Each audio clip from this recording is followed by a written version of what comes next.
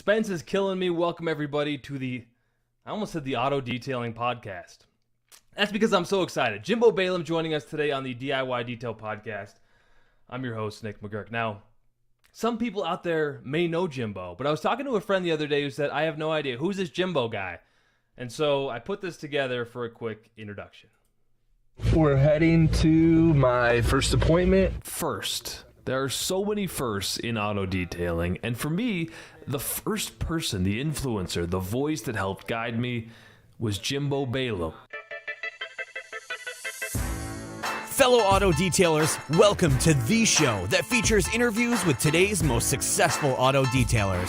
Hey, what's going on, everyone? Welcome to episode 340 of the Auto Detailing Podcast. By the time I found the Auto Detailing Podcast, Jimbo was hundreds of episodes in. He was innovating at this point. He was still a mobile detailer in California, keeping it real, teaching tips, and having fun. And as you can see right there, we're polishing with poo today.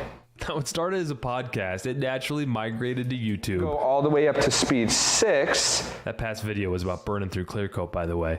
On YouTube, he found a niche around the prices that detailers pay for our stuff. Today, we're going to be discussing cheap foam cannon versus expensive one. But to call Jimbo the cheap versus expensive guy, or the podcast guy, it's like washing a car without wiping down the door jambs. It's just not a full detail. And it's very important that you wear gloves. And as we all know, it is all about the details. So that's what we're going to do. Dive in to Jimbo Balaam's story on this episode of the DIY Detail Podcast. Into the car or rub it into the paint. And obviously I'm working out of direct sunlight, which is ideal. That guy sounds like he knows what he's talking about. Man, how does one ever top that as an intro? That was incredible. Thanks for making me look way cooler than I actually am. That's my news background. I love doing that stuff. And I was listening to those old podcasts and that intro like and it just kind of got me jazzed up because I remember first listening to that podcast and being like, this is the guy. Like you were podcasting before podcasting was a thing. Like I don't even know where to start, but how did you start a podcast and when did you do it? Here's the crazy thing. I felt like I was late to the party. So I started in like late July, first week of August of 2014. I was talking with a guy that I do the Detailer Inner Circle with, Pete Mitchell. I was talking to him one day. And, I was like, I had started listening to podcasts while detailing because detailing was getting really monotonous for me. And so I was looking to like occupy kind of my brain space. And then I thought, man, I could, I got into audiobooks and I'm like, you could really learn as I'm working. So I'm like learning to get paid. Like, this is amazing, And so then I started listening to podcasts. And the first one I listened to was Entrepreneurs on Fire with John Lee Dumas, and he would do these income reports, and he was making like a ton of money to me at the time, like hundreds of thousands. Just having a podcast interviewing other entrepreneurs, right? And how did he monetize his podcast? Mainly through ads, but then he would do stuff like he would ask the guest to give a book recommendation, and then he was like, hey, if you want 30 days free on Audible, he would litter it with affiliate links. So and then he had a couple courses, and but his main thing, the main way he made money and still does, is through ads on his podcast. And he was literally making hundreds of thousands of dollars per month from his living room through a podcast. And I was like, well, I want to make hundreds of thousands of dollars per month in my living room. Like at the time, I'm a mobile detailer doing 10 to 12 cars a day, like just beating the crap out of my body. And I'm like, I want hundreds of thousands of dollars and not have to wear shoes and blah, blah, blah, blah. Like I should start a podcast. And then the next thought was like, yeah, but what do I start a podcast about? Right. So I was talking to this Pete guy and he's like, dude, you're an idiot. Like start a podcast about detailing. Like, all there is to know about detailing. Why don't you just do that? And I was like, well, sure. But like, I'm sure someone's already done that. And then the typical like aha moment, I went home, researched the domain. No one had it, picked it up for like $12 and figured it out. And that was, mid 2014. And then officially launched, late July, first week of August, 2014. And I felt late to the party in 2014. That's what's crazy is, we're coming up on 9 or 10 years of it. And I felt late back then. In fact, I felt so late that I was like, I need to do as many episodes as I possibly can as quickly as I can. So I think I did like 100 episodes in 100 days or like something. And that was just me thinking like, I'm so late, I got to catch up. Well, that's what I did when I started my YouTube channel, Hawk Pro Detailing. And speaking of making money, just a quick pause there. We have a St. Patrick's Day sale on DIYdetail.com. I got to plug it. You're going to be watching this later because it's live and it's recorded to YouTube. But 20% off chemicals and pads on DIYdetail.com. I love shameless plugs. So I got to do a shameless plug, right? This is what podcasters do, right? This is what we do. I'm a fan. And look, it's not really a shameless plug because if you're enjoying this podcast, why not support the people behind the podcast? Absolutely. Why not? So it's good through March 20th. That's the last time I'll mention it. Actually, that's a lie. I might mention it again. But anyway, holy smoke, we got comments, man. I know. People love Jimbo and they love detailing. So, okay, I want to go back to when you started the podcast, not because everybody out there is going to be a podcaster, but because I think there's something really aspirational about detailing. You start cleaning a car and you're like, I can do that. And then you make someone happy. Like maybe you do your friend or family's car. And then all of a sudden people are starting to ask you, hey, like, can I pay you for your services? And you start to just dream big, right? Mm-hmm. And there becomes a plateau, kind of a burnout point when you realize this one person, there's so much I can do, and I can get more efficient, which is what Ivan always says. And by the way, Ivan is training today, so he can't be on the podcast. But then you start to think, well, maybe I could have a podcast. Maybe I could start a company. Maybe I could, right? That entrepreneurial spirit gets going. So you decided that you were behind the 8 ball and you did one podcast a day. When did you feel like you were starting to connect with people, and how did that happen? So I have a distinct moment of I could remember exactly where I am. I'm with my family on this grass area by my house. And I had thrown a Hail Mary shot to Jason Rose to get him on the podcast. And I thought, man, if I could get Jason Rose on my podcast, that would be the ultimate. Like I've arrived, and I got the message back on that grassy little area, having a little picnic with my family. And Jason responded of like, yeah, man, would love to do it. And I was just like, are you kidding me? Like, podcasting is incredible. Like that I got access to this guy. And then from there, Jason helped me hook up with Barry Maguire. And that was another moment for episode 100. I remember that. You got Barry Maguire on the podcast. I was like, you got the GOAT, man. Like you were doing things at that time. Totally. And then for episode 300, I was at Pebble Beach with Adam Patali, and we're sitting out front of the Bentley house. And I'm just like, are you kidding me? Like, what is going on? All from just having a podcast, Wait, hold on. We got shots fired early, and I'm going to bring him in. Thomas Edison says, this Jimbo guy is the dude who soaks interiors, right? Where does that come from? So this is I love it. Let's this brings up a very interesting point to me. So I had the podcast, everything's going great. I interview all the people that I just mentioned, Jason Rose, and I kind of got like to the point where I'm like, hey, I have had all the people that I've wanted to have on. Like, who are some other people that I want to have on the podcast? And so I started interviewing these YouTubers, and that was good. And then when I started doing YouTube is when all the horrendous comments came through about, you don't know what you're doing, you're a fraud, you're a kook, like all these things, which are probably accurate. But I was stuck in this like dichotomy of like, hey, I actually do this for a living and have done this for a living. Right. Like I actually know what I'm doing. Right. And so I let these negative comments get to me a little bit, which led to burnout, which led to. When was that? Because I feel like I saw that in you because you're such a positive, chipper guy. But I've seen the edge on you sometimes where it feels like, man, it looks like you're getting like a little tired. And I don't know if people see that behind the scenes, but it's pretty quickly with YouTube. It's a grind. Yeah. And then it's like I said, like that, like in real life, I have people paying me for my services. Sure. And then I also have like some random dude or a girl or whatever on the internet telling me I suck. Not this person, whoever you brought up, Thomas Edison. How's that? How's that? Brother? No. And is his real name Thomas Edison? Do you know him? I don't know him. I'm grateful for him. Thomas, what's your name, bro? We'll get you on here. Anyway, it doesn't matter.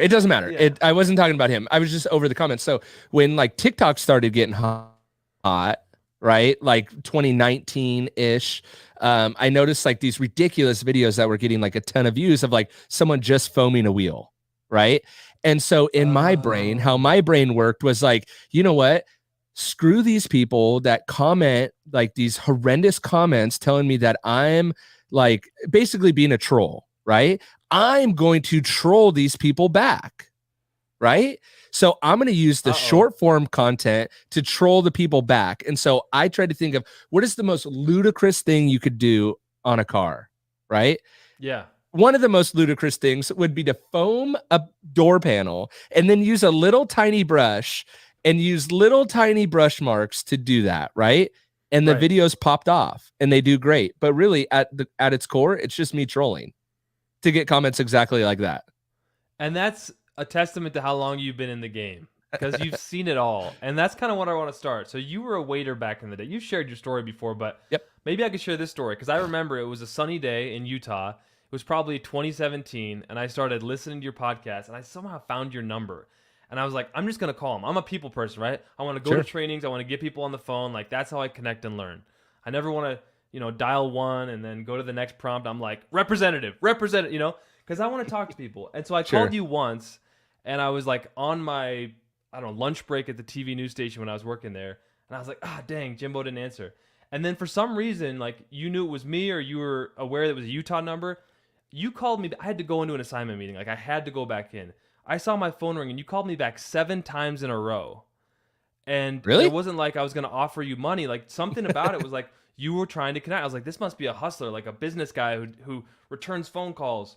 And so I kind of snuck out of my meeting, I remember, and just picked your brain for like 45 minutes about detailing. And I was so excited about that. Do you remember that conversation at all, or no? I don't remember our initial conversation, but I remember the subsequent conversations in Georgia. And we've talked for a long time. We've known each other for a long, long time.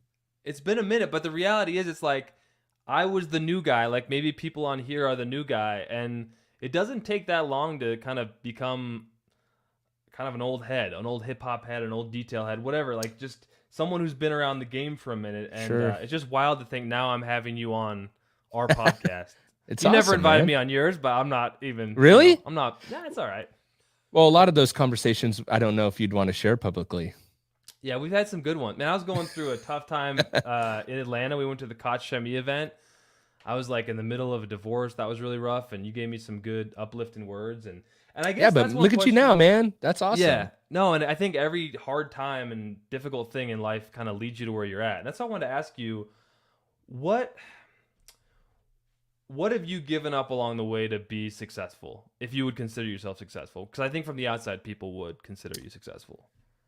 What have I given up? So I'm a big fan of, I don't like the term like work-life balance, because I don't know if you ever, I don't know. I just have a weird thing with that. But what I like to do is I like to make my work and life flow together. So I'm really rigid. Even this podcast, you were like, hey, can you do like, I think it was like 5 p.m. tonight? And I'm like, no shot. Like, latest I could do is 3 p.m., because after 4 o'clock, 5 o'clock, like, I go home with my family. That doesn't mean I stop working, by the way. It's just like I'm on my phone or, but to me, it's like life and business is so intertwined together that, and I've purposefully done it that way. And I'll give you another example of how that works. But like, I think instead of trying to find the balance, if you could weave it together and do things that you enjoy all the time, then you really, that like hard line between when you're working or not working is extremely hard to find. So for example, I actually didn't do it in Georgia, but what I do a lot of the time is if I have to travel for work somewhere, like the whole family comes with me and we do a family trip. Right. And then it's a way to, they don't really come to Vegas. We tried that once and it just didn't really work out, but SEMA's a grind, man. That's SEMA's a grind. Yeah. You think you're going to enjoy your time, and it's fun. Like the show is fun for those of you who haven't been. It's definitely something you'll never forget, but it's exhausting, man. I got COVID this year. I was so tired, and you just wake up. Run down. It's a weird thing to complain about. Like, it's not physical labor. You're not in like a work camp, in Siberia. Like, It's fun. Mining It's just cobalt. Yeah. exactly. Yeah. Anyway, so bringing But the what have family I would be given tough. up? Yeah. What I've given up, I guess some sanity, and I've taken on more than given up a lot of stress. So What I find is that often opportunities pop up, or chances that you think are opportunities but you shouldn't take. Like, what's the biggest thing you've jumped on that didn't work for you? Because you've been a mobile detailer, you've been a YouTuber and a podcaster, obviously, and I know you've had your hand behind the scenes, and I don't know how much you mhm. want to talk about that. You're an industry guy, right? Brands Yep. know you. You're very intertwined in the industry. Have there been kind of projects you've taken on that you kind of regret? Because I think for anybody out there, you can think to yourself, what would that be like for me to take that next step into the next big shop, or getting a business partner, or working with a brand? Like, you've kind of seen it all. So what Yeah. was a big fail there in terms of I shouldn't have taken on that thing? I got a bigger shop. So that was, and then I've bounced around a couple shops since then trying to get back to my original shop. But I had this idea so like during COVID, and if people don't know, like I have had a pretty extensive background in private label chemicals, a lot of brands that people know and some that they love, some they despise. I've been the sales guy behind bringing those brands to life. And so I was doing that. COVID was extremely good for just the car care industry in general, because so many people were home. And so my private label business was doing really good. I expanded into a bigger shop and was at that bigger shop for a couple years, and then realized like, I don't really need this much space. I really should downsize a little bit. And Because that so rent payment gets you. I don't care what success you it have. comes Like, around quick every month, thousands and man. thousands of dollars every month. I'm guessing in California, like, rent ain't Yeah, cheap. it wasn't cheap. And what I came to find out was I didn't really need it. I didn't really need all that extra space. And so, and then when I realized like I'm paying for this extra space that I don't need, it was just like, it was suffocating me. Like I just couldn't wait to get out. So that was definitely a mistake that I made. I do not, How many Eddie shops have you says, had? I've had 3. I'm in my Okay. third. Okay. Eddie says, "Don't tell me chemical guys." No, but it brings up a good point. I actually worked for the blender that made a lot of the chemical guys products, and it is very frustrating. That's one of my gripes with chemical guys, of like, you guys don't have to have bad products, but you choose to have bad products. It's just drives me nuts. See, I got to be Switzerland here and be very neutral, because this is my company and I have a product line, so I I don't want to totally denigrate any understand. other brands. But do you have Let's any just move on, inside man. gossip? Do you have any inside gossip about the industry that our detailing friends might want to know? Like, about how anything happens, or do you want to just move on? I mean, no, I don't mind Because talking about it at all. you're an insider. It's so this is what's in conjunction with comments about me that are like, you don't know what you're talking about and blah blah blah. It's like a lot of the off-label uses that I show in my video are because that product can actually do that. So I'll give you an example. There is a ceramic spray coating that I really like, right? I won't name the brand because it doesn't really matter. That ceramic spray coating actually works very well on interior leather surfaces, and Oh according to yeah. the chemist, actually protects it. If I do a video on that, it would just be a million reasons of, you're so stupid, why are you doing that, But but this is what detailers do. Like, you could use ceramic yeah, gloss on leather. I yeah, can't tell you that officially. Actually, I just did. see, But exactly. detailers are gonna do it though. Try Yeah, ceramic gloss on your dash. Try it on your steering wheel. Try it on your leather after you've cleaned it. It's amazing, and it smells amazing. That's not yeah, what it's branded as, but you know enough about this stuff yeah. to go And a there. lot of it's funny how wrong people are about it too. Like people are like, "Oh, chemical guys has come from China and blah, blah." Like all these blenders are in China, and it's like that's not always the case either. What's the There's a lot of case? well, there's a lot of blenders right here in the US. I don't know where chemical guys gets all their products, but I knew and worked for the company that was supplying them with a lot of their products. Dude, Jimbo, I feel like let's just get into the juicy stuff. Do you feel like there is like a dark or shady side to the whole detailing industry, or the business side of it? Because I think there's a couple guys, Big Red's Detailing's like, who's Jimbo, right? And then someone else asked that. So there's some newer people in the game. And by new, I mean, in the last couple years, doesn't mean you just started yesterday, who don't know your story. And maybe that's because you focused, and I don't know if you feel like you focused more on the podcast earlier on or if it was just clicking more then. I know you're still doing it. But I feel like people will get to know you at a certain time in your history. And it's not going to be the same time I got to know you. So, but you have been in the game a long time. Like, what do you think the dark side or like the shady side of the industry is that people don't see when they first start out? I don't know if it's detailing industry specific, or just business in general. But the most frustrating thing about the industry for me is like the lies, and I think, or the deception, and it's so interesting to me. I've been playing with this thought of like, it seems like in the detailing space, everyone is so interested of where the stuff is made, right? Like, who's the blender? And I don't want to support that brand because that's just this blender rebranded, right? And it's like, but if you think about like any company, any product, right? Do you think the Tide brand actually makes their detergent? Maybe they do, but they probably don't. Right? Like, so they have a toll blender or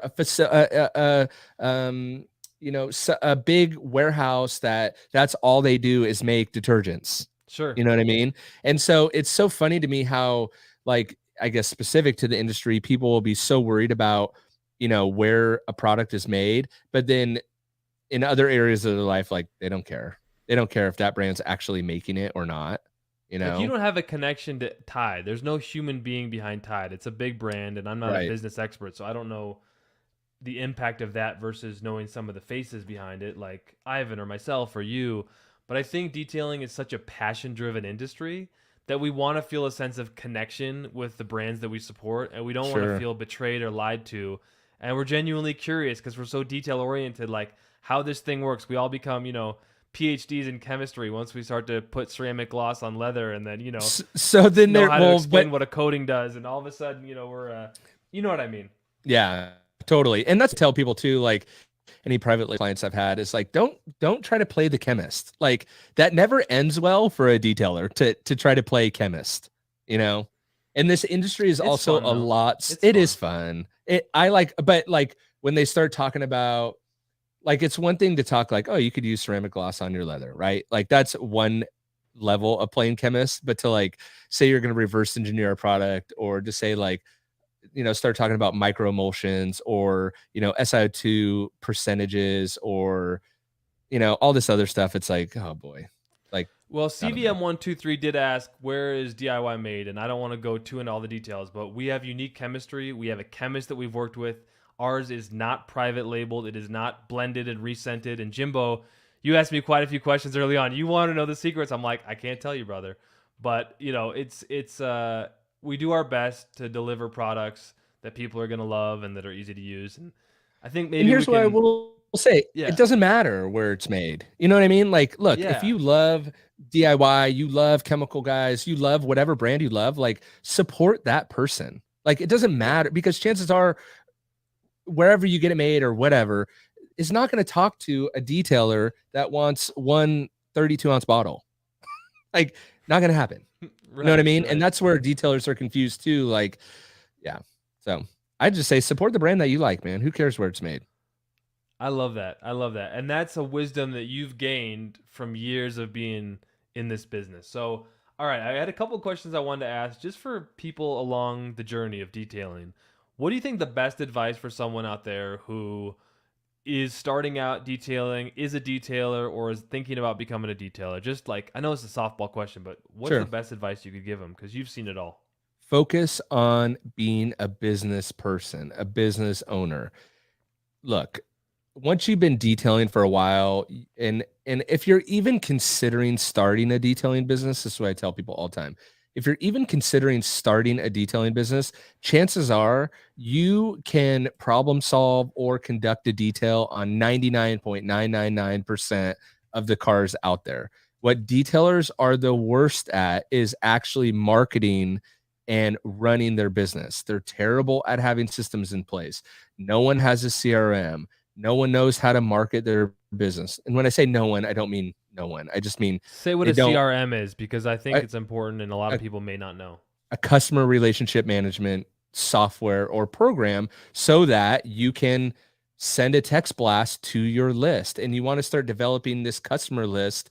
And it's actually the number one mistake I made when I first started detailing. And I think that's why I'm so bullish on it. It's like, I didn't have my customer list in a centralized database. And what that translates to is when you're have a downtime or it's winter or you're slow and you want to run a special, you have no way to efficiently and effectively reach out to your customers that already know, like, and trust you. You're digging through your phone. I can tell you that when you get slow and you feel like a piece of garbage because you just don't have work that day, because you go from, if you're just a solo guy, like, you know, I've been solo, you're so busy that you don't have time to do anything, make a video, answer the phone, blah blah, and you're like, it's gonna be like this forever, and then it gets slow and all of a sudden it's like, Oh crap. Yeah. Where are my customers? And then you probably didn't save their name in your phone, and so you're going through all these random numbers, and like, that's what I did. That was like the mistake I made. And it's like, man, changing that shift and focusing on learning about marketing, learning about SEO, learning how to customer service and nurturing the customer experience. And then, you know, creating a great customer experience for my customer, you know, is vital, because it's like, you probably already know how to detail a car, you know, like, and getting yet in. that's what we find most interesting, and that's what we get in our way, and that's why the average detailer can kind of come and go in a few years, you know. And like, that's why it happens. You can run on adrenaline for about a year and you're like, Yep. I'm gonna take on the world, but Mhm. there's only so many 20-hour days you can pull, and you know, life does catch up to you. You need to get your sleep, and you need to be a successful business owner. Is there a CRM or content, you know, relations, you know, manager, whatever that the exact terminology is, that you recommend? I know. Well, there's a thanks few for the names in there. softball, Nick. You're Thanks for the able? softball. Who are you sponsored by, Jimbo? I just Who are you not sponsored by? I'm just kidding. I just put our St. Patrick's Day sale by the bottom. So we're all trying to make a little extra money these days. So there was a few CRMs that I've used in the past, House Call Pro. I even used QuickBooks for a long time. I know Square has like a decent, like, not a CRM, but like you can manage your customers a little bit.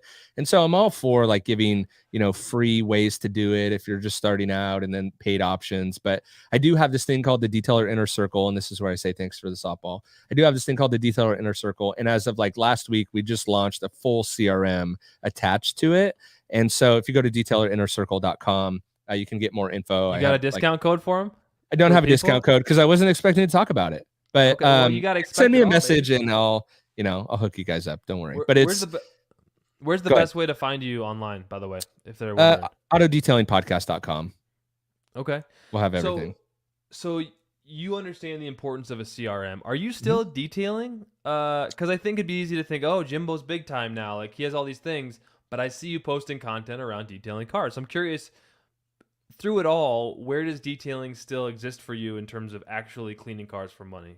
So when when COVID hit and things were shutting down, it was a real pinnacle time for me, because I was still mobile detailing, still had a shop, still was doing mobile. And then I was doing this private label thing, and I had like my hands in a bunch of different pots. And then COVID happened, and it was a real pivotal time where I could like get out of mobile detailing. And so I did that. I literally had to sell my truck so that I didn't have the equipment anymore. Like, cause I would just go out mobile. And then I'm like out on this mobile job trying to like send emails, communicate with people. It was just a nightmare, right? Even though I had a shop, I just couldn't say no to my mobile clients. Well, and also that's always going to be there, right? Like, I remember when I got my first shop, I still took mobile jobs. Then I took on a business partner, and we got a bigger shop. Right. He's like, you're done taking mobile. Like, you need to be here to help train. I was like, you're right. And I kind of regret like losing all those mobile clients. There's something nice about getting out there, getting a connection with another human being, having them watch you work your butt off, having them pay you, like having other people come by and ask about you. Like, the shop can be kind of a lonely place. It can be to detail. And it's crazy because you have all your efficiency in place and there's no reason for excuses. But maybe I'm just like nostalgic. Is that it? Do I forget how hard mobile is? So mobile sucks, I will say. I'm never going back to mobile. Old days. Okay.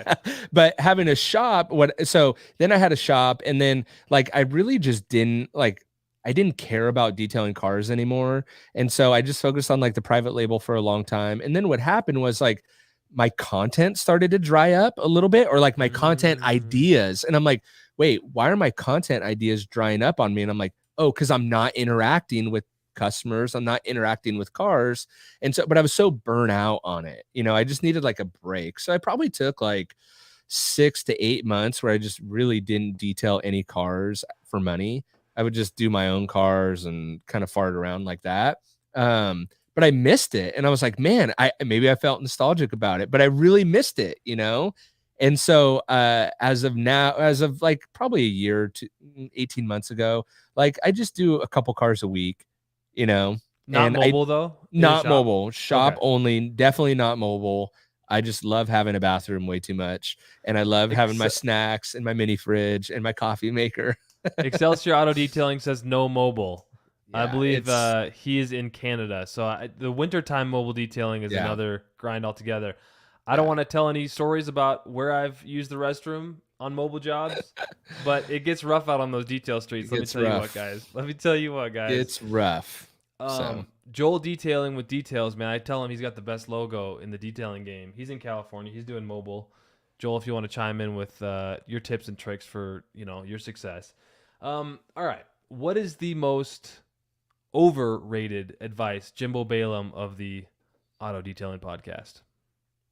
The most overrated advice? Yeah, we talked about the best advice, right? Oh, I got it. That you got to be the best detailer. That's the most overrated thought. That's the most overrated talked about thing, that you have to be the best detailer out there. Second to that is you got to know how to correct paint. Ooh, go into that more. The vast majority of customers don't care at all about paint correction. And if you're just starting out, look, if you want to be a correction and coating guy, I'm all for it. Those are the majority of the jobs I actually do now. Yeah. But it's perfect paint is so overrated. It's so overrated. And there's so many factors that go into that too, of like, how's your customer going to care for the car afterwards? Right. So if you do this perfect paint correction, you spend 15 hours on it, you charge the customer $1,500 or $2,000 or $5,000 or whatever you charge. Right. And then the next week it gets dirty and they run it through the local car wash with the brushes and it ruins it. And that customer comes back to you. Like, they may feel like you ripped them off, So not saying there's not a market for it. You just need to be extremely careful about doing that. And so having a conversation with your customer is imperative, but I think it's overrated. Ivan LaCroix, the king of efficiency, he's doing a training today, or he'd be on the podcast. And he actually trains doing Rotary with our yellow waffle pad and sprayable polish, the gold standard polish. And I was honestly a hater for a while. I was like, man, get out of here with this Rotary nonsense, And then he shows me in person, actually the last time we were in Omaha, because I believe in Ivan, right? We're in this together. It's our business. But, we kind of go back and forth in the shop sometimes. And he actually showed me that your pad, because it's no pressure, that you want to see like the entire circle of your pad, almost like not a hologram, but as you're going. And he just noticed that my wrist was a little bit off and like the circle wasn't as even. And that one little tip, it was so interesting. I saw little defects on the Rotary panel, and I did the other panel with a dual action polisher like I would normally polish. And I felt like I got fewer ticks or little marks on the paint with the dual action. But when I stood back, the Rotary side was glossier. And it kind of blew my mind. It's like, this is what Ivan's been trying to tell us. Is you can do a great job with shiny scratches on paint, do a one-step polish, coat the car, and the customers are happy. And I think we're seeing a shift to that, especially as this economy does whatever the economy is going to do. But like, if you could do one $2,000 job, or you could do 4 $500 jobs. I mean, if you think about it, that's 4 more customers that you need to get. But like the sales cycle, the result that you have to deliver on a $500 job compared to a $2,000 job is completely different. The stress you put yourself under, like the standards, you like become your own worst enemy. Like, I look at guys like Jason Kilmer, the Sandman, the sanding expert in the industry. He's looked at that way. I see him on Instagram and Facebook, whatever, traveling all over. He's going to body shops. He's doing Riddler cars. I mean, they're like the level of work you do, and it's like, that's kind of stressful. You think that's like super stressful. You think that's the pinnacle of detailing, because he's doing all this high-end work, and it's like, sure. I don't know, man. I don't know if that's what I'd want. And it just depends. Exactly. It depends what you want. Exactly. Yep. That's not for me either. Sanding and all that. I'm a one step and let's coat. Hey, you put the magic eraser on paint to remove paint transfer. Talk about that move. It works. Seen it on some of your TikToks. Tell me how did you discover it? What does it do? So when I first got started detailing, I was doing office parks. Was my bread and butter, bunch of office parks. And What'd then you charge? Anywhere from $20 to $35 per car, for a wash. And then wash and waxes started at 60, and like a wash clay wax was like 120, 130, something like that. Full details when I first started were like 180, full inside and out shampoo, no paint correction, but also when I first got started, I was like, going to AutoZone or the auto parts store, like I got to find better chemicals. So like my dad knew this guy that like used to be a mobile detailer, kinda. And like, I called him and I'm like, hey, where do you get your chemicals? Cause like, obviously, I'm using one bottle of wheel cleaner on a car and it's like, just not cutting it, Right. And it's like, oh, go to this place called Coates Products.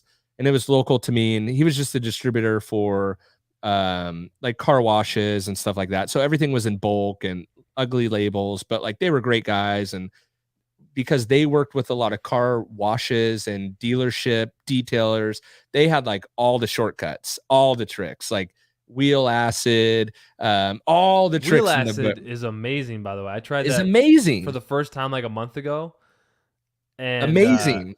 It puts iron remover to shame, but like you do not want to be inhaling that stuff. No, that's all. But I've been using wheel acid since 2008. I've heard about it for years. But I was like, I'm not going to use these chemicals there, and I just got this nasty brake dust. Yeah, because the brakes were too far gone. They just started spitting out, like just stuck to the rim faces. Yeah, that's the only thing. I went to my buddy's shop, Jamie Gonzalez, J&G Auto Reconditioning, Salt Lake City, Utah. Boom, shout out. Find him on Shine Guys TV on YouTube. Yeah. But he's kind of an OG, and he's like, dude, he's gave me the bottle of acid. I just started spraying it everywhere. And I mean, I've been 8 applications of like dwell time, 30 30-second dwell time rinse, 30-second dwell time rinse. Like this was caked on there. And then I used iron remover on our clay towel, and I just kind of like finally removed it. But I like would spray it on the wheel, and then I'd like walk away because it was just like it's nasty. It's not fun. It's not fun to work with. But I can't tell you how many times I've been called out for like, someone has water spots on their window. Right. And they're like, I've had 3 guys out here and no one can do it and no one can remove it. Can you do it? And it's like 3 seconds later, they're cleared off. So what do you do with the acid? You put it on a towel and then just do the windows? Yeah. Yeah. Boom, boom, boom. Just like that. Done. Or spray it right on the window. I mean, depending on what you're looking to do. Okay, Mr. Big Time. Let's get it done. But you can get yourself into trouble with it. So, and it is not fun stuff to work. It's not like, ooh, let's do a sniffy sniff. No. See how well this smells.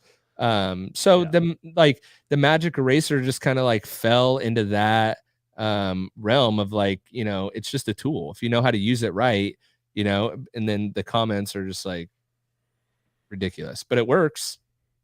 What grit is it? Like 8,000 grit sandpaper, or no idea? Like it's a grit of sandpaper. It's also great at just about everything around the house. The car. Have you ever cleaned your walls at home with it? It's like amazing.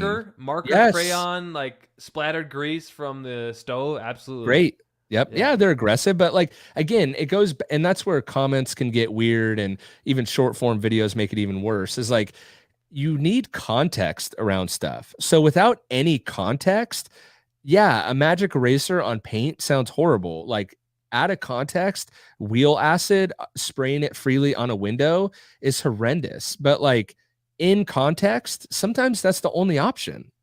Absolutely. It's like if I'm showing a tiny little like zoomed in picture on the bumper where this person rubbed up against a yellow pole, and what I'm not showing is the rest of the bumper that's completely bashed in.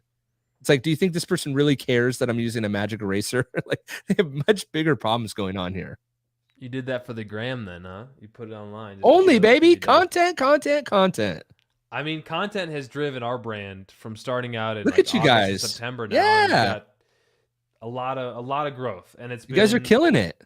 It's been because like my full-time job is to put content out. So don't mistake it. Like, yes, content is king, and And I think it's important to keep putting it out, but it's also important to like have something to say. And that's really cool to have Sure. Ivan, not on the podcast today, doing a training, but lots of people on the comments are talking about how they love Ivan. It's like, Yep. that guy's always got, I could just be like, Ivan, let's talk about, your favorite rim face, your favorite wheel. And he would, I don't know, whatever it is, Ivan's got Sure. something to say about it. So I always appreciate his wisdom. And that's how you know someone's actually been doing it for a long time. He's Exactly. not faking it. He's done it. He's doing it, He's doing it. Doing it. Hey, so tell me about the Jimbo logo on your hat. So like I said, you've kind of done it all. Are you drinking LaCroix water, by the way? I'm drinking LaCroix, man. And This is I for almost Ivan. Pour one out for the homie. dude, a little bit. Even when I was on the Pints and Goofy. Polishing podcast, drink a LaCroix. But I almost was like, instead of using the Tide example from earlier, I was almost like, look at LaCroix. You think LaCroix probably makes it? And in fact, it probably says on the back somewhere like, made for LaCroix or something. Anyway, it doesn't matter. By Coca-Cola, where they make 18 other products in the same. And guess what? Coca-Cola doesn't make their own product. They have bottling facilities that are independently owned and contracted to only make Coca-Cola. I mean, it's So fascinating. it's crazy. So fascinating. Anyway, All right. the Jimbo logo. The Jimbo logo. So along the journey of Jimbo's doing something new, because the day ends in Y, you started Jimbo Daily at some point. And that's your website where you've curated a bunch of. It sort of feels like you're not, but you had that logo. I love that logo. So I had the logo. We'll talk Daily. about the logo. So Okay. Jimbo Daily was, and it's kind of. I think I'm going to shut it down. To be honest, it's just not what I thought it would be. But I'm an opportunistic person, and so I like opportunity. And I think when I always say like when opportunity meets luck, when opportunity meets preparation, that's when luck happens. So everyone always says like, oh, I'm so lucky, I'm so lucky, I'm so lucky. It's like, well, no, you've been preparing, right? And then an opportunity came, and because you were preparing, you were able to even see the opportunity, right? And sure, fine, call it luck, call it whatever, but I tend to think that it's when opportunity meets preparation. Like and for me with DIY detail, right? Like all of those steps, whether they were positive, negative, led you to where look you at are it, now. it's like, look where it got me, right? So anyway, continue on. But I agree with you 100%. So Jimbo Daily was that, like, man, I have all these people asking me like, where do you get this? Where do you get that? Where do you get that brush? Right. And so I was like, man, I'll just create a store and sell my favorite products. Now it's, extremely difficult to actually do that. So I, especially with stocking issues and inventory and warehousing, it just became like too much. So I think, but out of that came. Dude, now that I know the ins and outs Icon. of how this business works, and we have a warehouse and customer issues, and like, that's why I'm wondering, like, Scott Blay with Dallas Paint Correction, Sure. like, I'm pretty sure he does a lot of bottling at his own place, from, Dallas Paint Correction. A lot of guys know him on YouTube. We both know him as well. But I know for a while he was doing all the bottling in his kitchen, and now he talks about having a warehouse and he's going to Mexico. But I'm like, you're just one guy, Scott. Like, how are you doing this? Like, we have. So I would say me. We just hired Amy at DIYDetail.com is our new customer service rep. She's amazing. Like, we have a warehouse. Like, it's a lot, Jimbo. Like, that's why I'm wondering how you did it all. So I started Jimbo Daily before I knew any of the private label things. And so I would say in relation, and I don't make. So did you buy everything and get it sent to your house and then send it out from there? So you bought the inventory to sit on it and then, okay. Yep. I was doing everything. And so I would say what you're talking about with Scott, and we can use Scott as an example or not, or anyone else, like maybe he's doing it in his kitchen. Maybe not. Yeah. So you never, maybe he had, and I'm not saying this is true with Scott. I'm not here to start drama at all, but call it XYZ Product Brand, right? Maybe they're making it. Maybe they're not. Maybe they're bottling it. Maybe they're not. There's a lot of, look up 3PLs. Like there's a lot of third-party logistic companies that will do a lot of this stuff for you. With Jimbo Daily, I was actually doing it all, which probably it just didn't work out and whatever. So, but the logo, the icon, what we were actually talking about. So I've always been like an icon logo guy. Like I just like them. I think they're really fascinating. And I was like, I would really like to grow this like personal brand, or I had all these like splinter things, right? Like the podcast and my detailing company and Jimbo Daily and blah, like YouTube, like all these things. I'm like, I'd really like to just bring it under the umbrella of like one brand. Like that'd be great, instead of having all these feeling very splintered. So I was on Instagram one day and I followed Gary V on Instagram, and he was at like the Cannes Film Festival on a boat. and he was launching, I think it was called like Vayner X or something like that. And the X was like this beautiful icon logo thing, and it was launched. It just looks so sexy, you know? And I'm like, I really need an icon. Like, Right. I just really want one. And he had tagged the guy who made it, or like tagged, like on the X, he had tagged someone. And so I just DM'd that guy, and it turns out he was a logo guy. His name was Chris. And I'm like, dude, how much would you charge like for an icon, for a logo? You know? Really? And I'm like, this guy is doing Gary V's logos. Like, he's going to be so far out of my, like, what I can afford right now. And he, because I was gonna say that logo is sexy. I was gonna ask you how much you paid for it, and you brought it up yourself. Continue ready? on. So you reach out to the guy who made- $300.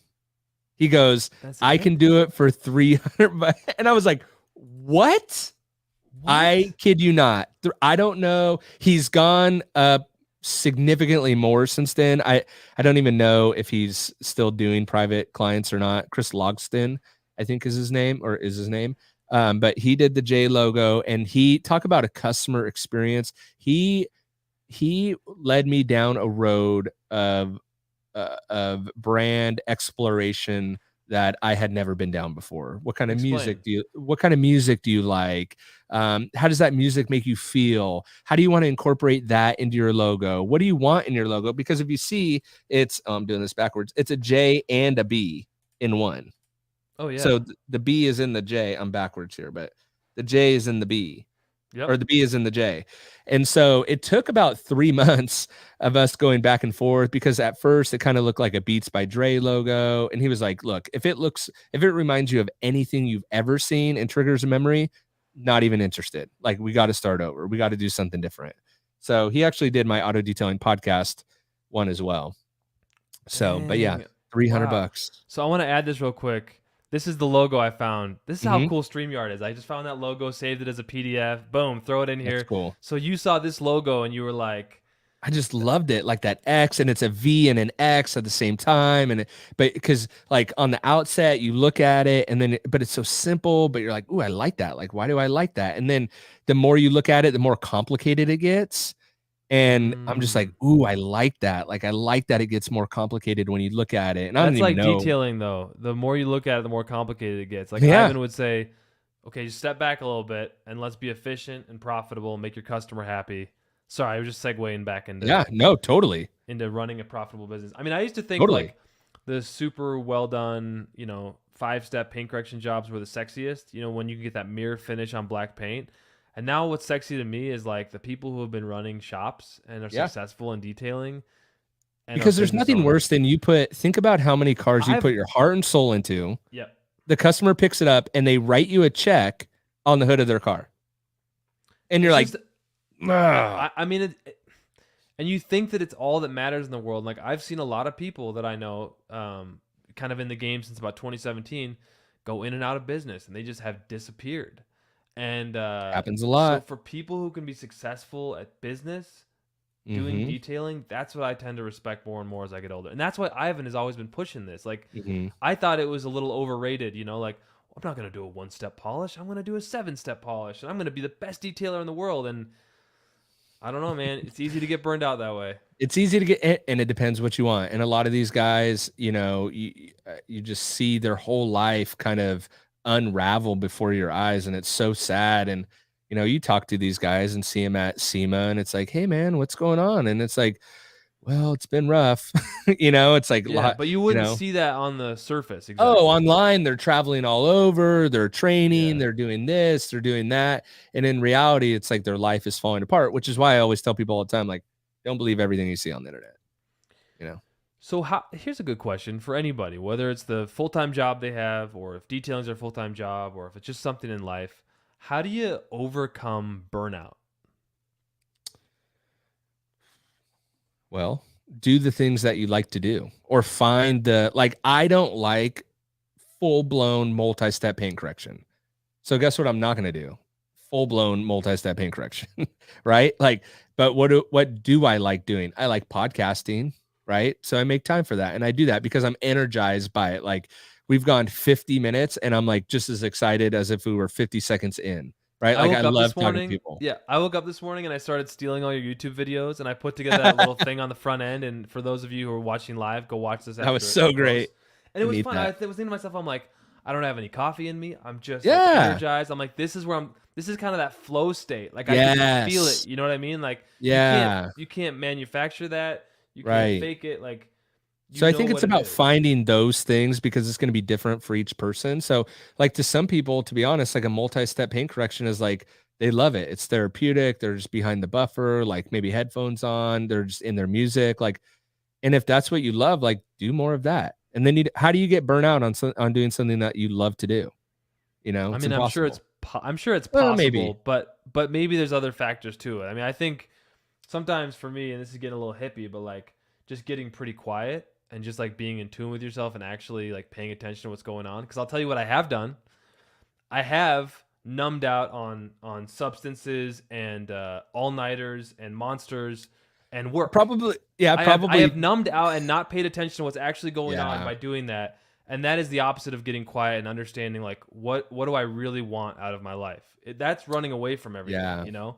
So if And you that's can what do I the do opposite of that miss. sometimes and get in touch with yourself and know Yeah. what you really love. It's hard. It's not easy, but That's what I miss about, well, life is incredibly difficult, right? Like life is sometimes Just a in total general. nightmare, you know? So, but that's what I do miss, to do a recall from way earlier about mobile detailing. Like more than being mobile, what I miss the most is driving in between appointments. yes. Like that's what I miss about it. And I thought about that today. Like, man, sometimes I just miss driving. Like, cause you're right. You're silent. You're kind of with yourself. You're in your own thoughts. Maybe you got 20 minutes or 30 minutes or an hour. You're just kind of cruising. You're coming down off the detail or getting excited about the next one. And Yes. that's what I miss about mobile. Do you get a little nervous before the first time client? Sometimes when I didn't get nervous before a first time client, I was getting too cocky, and then I would kind of get in my own way and get a little too swaggery. But I like the feeling of nerves before you get to a client for the first time, and like, what's their vibe going to be like? Like, I don't know, Sure. just the whole thing. If it's like a rich client or something. Hold on real quick. Granular Auto Spa says, how do you guys save electricity while detail from home? I do see a huge increase in my electric bills when I do detail at home. Get solar. I don't know. I haven't seen a huge, did you? Bro, you know what's awesome about you is like you had such a big influence on me early on because you had that white Tundra. And I Yeah. remember you sent me like That's right. You bought sent a me the- truck, right? Dude, I bought the same truck you said. That's I right. bought a freaking Tundra because of you. That's and right. You sent me the entire sheet from the dealership on the price you got.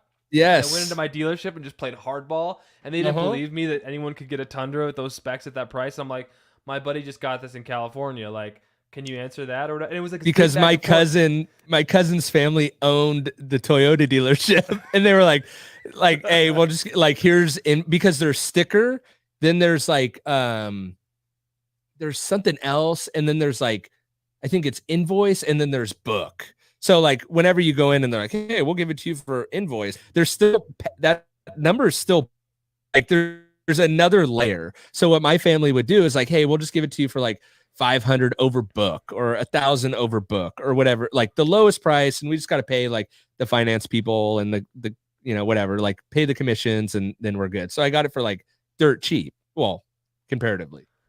Then I was like, I got mine for dirt cheap because I played hardball with him and I showed him your thing. So anyway, you got the white Tundra, I got the silver Tundra, like the long bed. And just speaking to Granular Auto Spot's question, is I had two generators. So I started with like the Honda generator because, you know, Hondas will last forever. It's a great generator. But what I actually love was the Predator generator from Harbor Freight. It didn't leak gas on you? I don't know, man. Mine was great. And they had like a warranty thing. So I just brought it in and swapped it out. Got it. Okay. So if I had any issues, I did that one time. Yeah. But that's how I found like you're not going to trip any breakers. Like I'd attach, when I'm doing mobile, like a steamer to my Predator. And maybe I had a big air compressor with me. I'd attach to my Predator, and maybe the steamer would go into the garage, you know, and maybe I'd try the vacuum out of the Predator too. Like try not to do too much. But if I had the Honda one, I'd run that too, and probably horrible for the environment. But generators are great as a mobile detailer. Like, I started in a Subaru Legacy, man, and then I went to the Tundra, and I missed that Tundra. Like, dude, I interviewed a guy today. It'll come out on my podcast on Monday. He mobile details tractors and heavy equipment out of a Corvette. Get out of here. Stay tuned. What? Hey, you got to listen on Monday, autodetailingpodcast.com or on Spotify, iTunes, all of it. What do you use? There's people out there who want to start a podcast. So I want to tell them how we do it. There's a site called buzzsprout.com. Okay. And you post the audio version there, and then it will send it to all the other platforms. Mm-hmm. But I'm wondering, like, before there was Buzzsprout and YouTube for me to look all this stuff up, like, and there's lots of Buzzsprout websites. So I'm curious, what do you use now? And, like, how did you figure this out 10 years ago, dude? In September, I was so intimidated by it. I just wanted to, like, 6 months in the future to tell me how to do it. And there's a lot of people out there who kind of know. Yeah. And well, it's so much easier now. Yeah. So how did you do it? What do you use now? And then let's start with how you do it. So for the past 9 years, I've used Libsyn. Lipsyn? Libsyn, yeah. Okay. And that is because what a lot of people don't understand is like you don't just send your podcast directly to iTunes like that. You can't do that. So you have this podcast hosting service, and that gives you an RSS feed, and then all these Spotify, iTunes, all these other platforms that you probably never even heard of, grab from your RSS feed. So Libsyn gives you an RSS feed. How I found that out was Libsyn was the only podcast hosting platform in 2014. There was no, I'm trying to think of the other one that sometimes Anchor was the first one that was like made it easy to podcast. But what you didn't have is a lot of customability.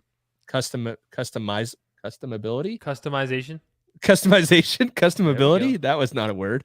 Teamwork makes the dream work. There you go.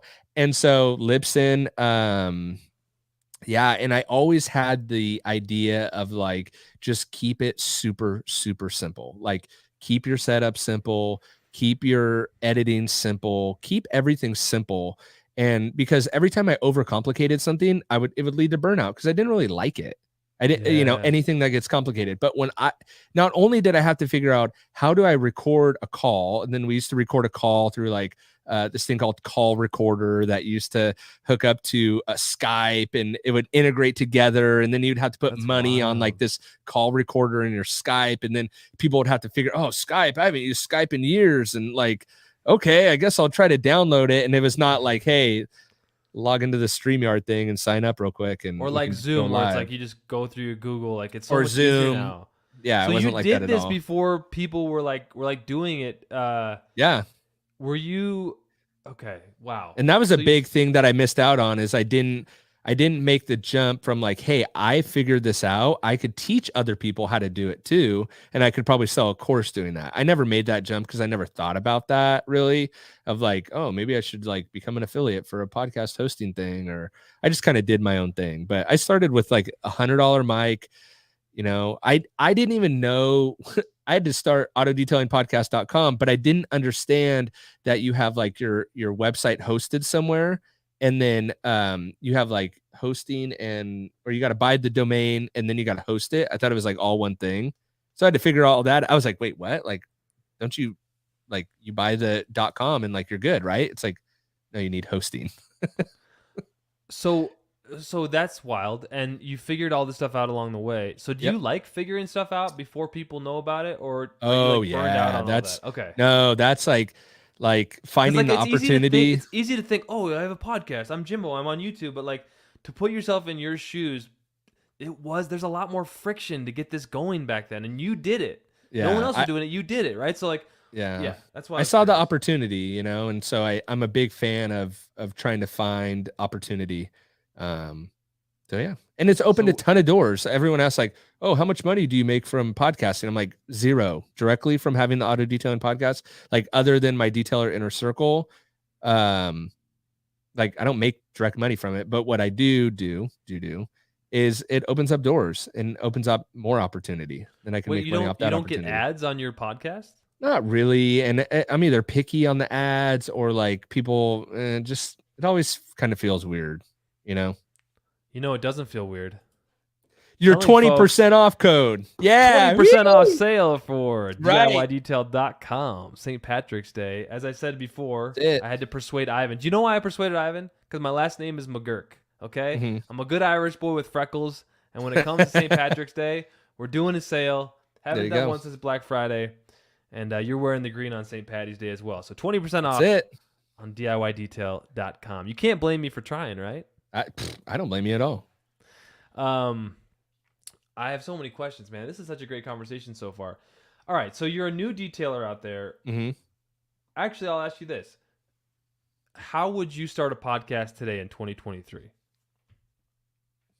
I would look for the opportunity of what those of us with a podcast aren't doing. So the opportunity was easier for me because no one had a detailing podcast. So I just emulated what other podcasters in other industries were doing, and they were interviewing people, right? So that's why I started interviewing people, because that's what other podcast people were doing. But I would look, if you want to start a podcast about detailing, I would look at all the podcasts that are out there on detailing now, and then what is something that none of those people are doing, right? Because people will look, oh, the market's saturated. Oh, the market's that. But honestly, it's like you may bring something to the table that no one else that has a detailing podcast can bring to the table. Maybe it's your voice, maybe it's what you talk about, maybe it's how your episode goes. So I would try to find the blue ocean. I brought this up in the podcast I recorded earlier today. There's a great book called The Blue Ocean Strategy. And I would try to find the blue ocean. Which is what? Where if you think about a blue ocean, there's nothing around, right? It's wide open. So if you can find the wide open space, you can be the first. So for me, my blue ocean was Auto Detailing Podcast. No one was there. No one was doing a podcast on detailing. There was no episodes out on it. And so that blue ocean was my opportunity. So when someone went looking, they had no choice but to find me, right? And then chose Auto Detailing Podcast. You. Exactly. You found me because it's like, I thought to myself, like, if someone searches, like, I wonder if there's a podcast about detailing, who do you think's going to pop up? Auto Detailing Podcast, right? So that was my Luke blue ocean. Wilson and Scott from Dallas Paint Correction. Those are the guys I watched when I started. Yep. All great dudes. So that was your blue ocean. That was my blue ocean. So find your open ocean. Find your open. What's the next blue ocean? Come on, Jimbo. I don't know. So the obvious one is your own product brand that I haven't done. And that's why I went private label, because it was a way to have like my own line without having my own line. And I really like doing that. So I'm not sure.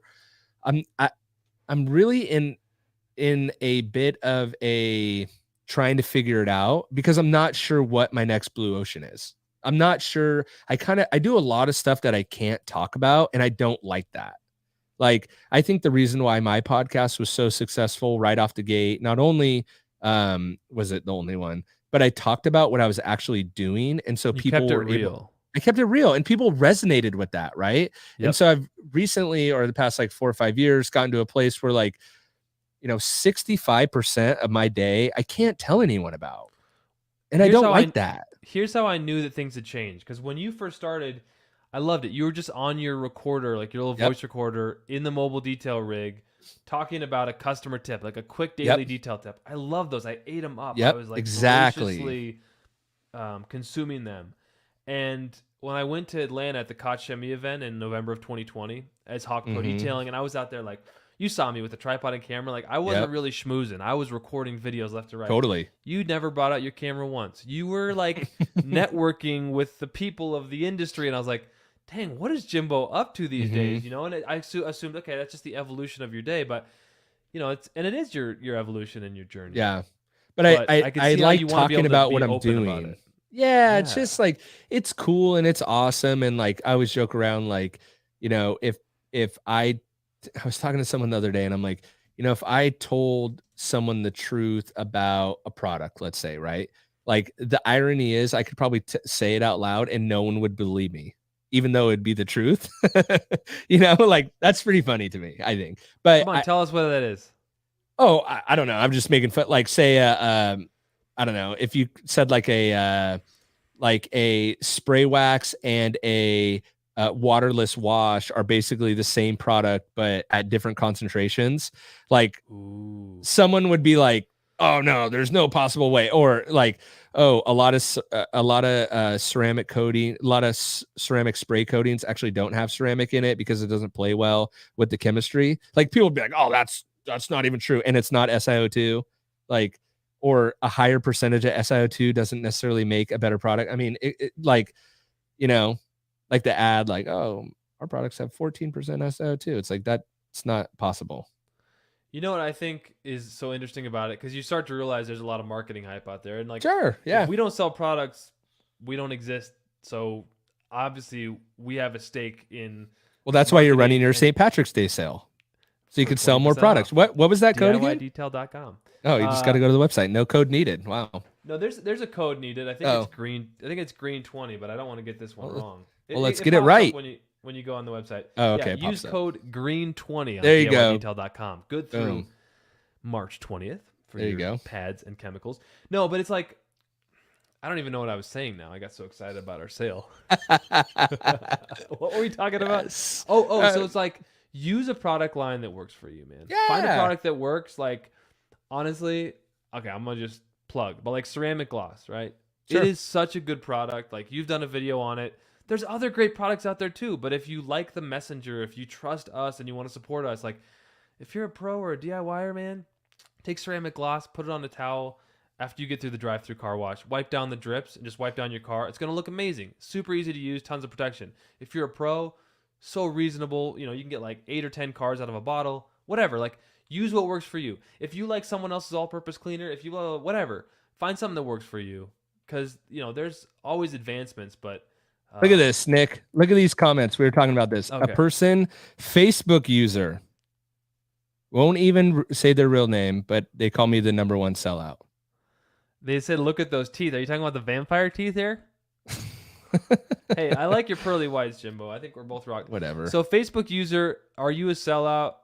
I don't know what that means to be a sellout. Honestly, okay, but I think, like, if you're an NBA player and you get a Sprite commercial, are you, like, selling out? Like, I don't know. Like, is Shaq the biggest sellout ever? And here's the thing I always think about. It's always funny to me. People are so quick to like pan the advertiser, or you're a sellout, or you're a sellout. And it's like, dude, do you realize how much work goes into growing a channel to that size, or how much work goes into any of this? And you're telling me that if you weren't in my shoes, you wouldn't be doing the same thing?